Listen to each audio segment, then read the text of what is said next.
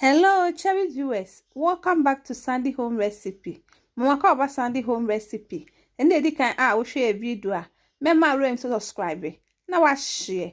Now I like it. Remember notification bell no. Say the video be better on Sabeka. To my returning subscribers, thank you so much for your support. May the good Lord bless you all. In the version say be minced meat sauce. A sauce to be a de pa and easy to make. Ubetimi de pasta and I said ubetimi da ye lasagna. All ingredients are written in the description box below. Yes, started. Your tomato sauce, your minced meat, your sedano, your chopped onion. What the oil, a begu saucepan esi jasum. Edra now with the chopped sedano, any chopped onion egumu. Watch mo kakra and sani atuaso.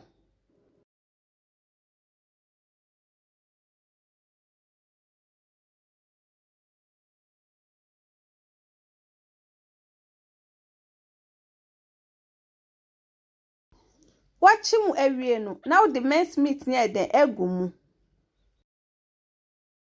Salt to taste. We are now mixing that together.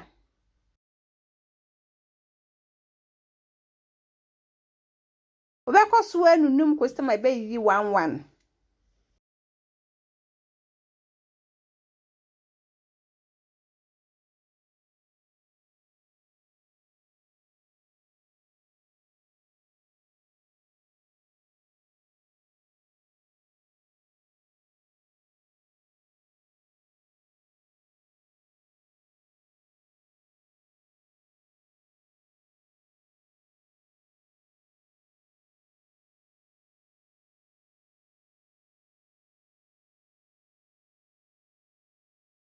And to say necessary then, eye.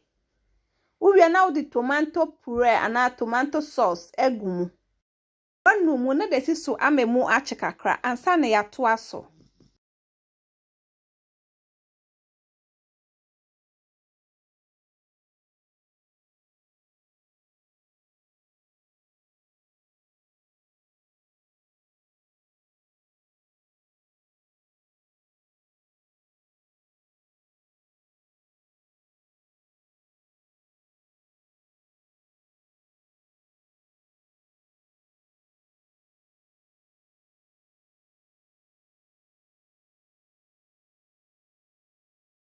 Achimu ewie now the nsue den egumu.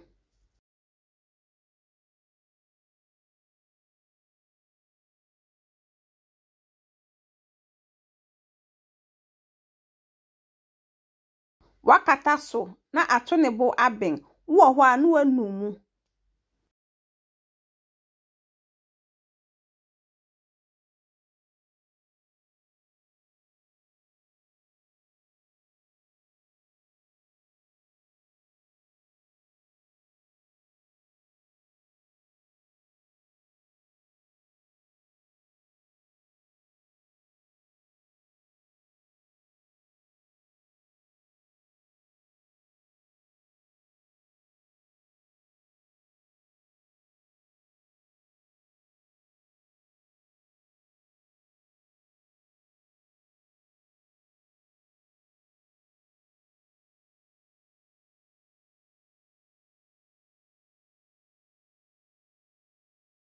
Tembia ese unumu said the asieden enshi.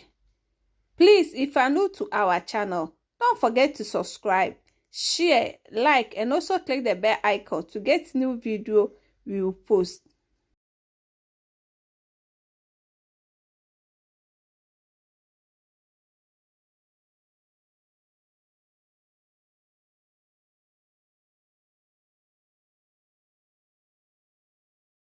Akakra na aye ready. Person who say ready, ube who say, and one na wodi ye ni na bebetai eni. Na ensuo no so afri mu.